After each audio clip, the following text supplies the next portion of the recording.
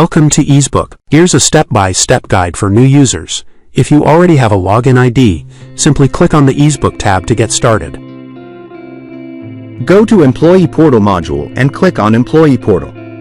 Go to Process, then to Pool Car and click on Pool Car Request. Pool car refers to a vehicle that is owned by an organization and is available for use by employees for business-related purposes.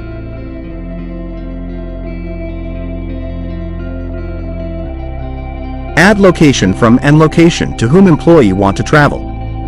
Add time from and time to whom employee want to travel.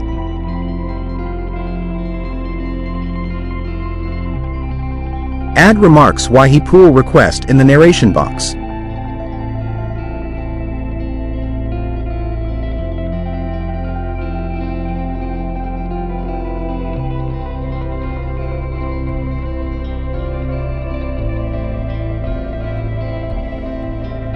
Navigate to Send for Approval option and select Save and Index. Now update the year and there is new window with your pool request created.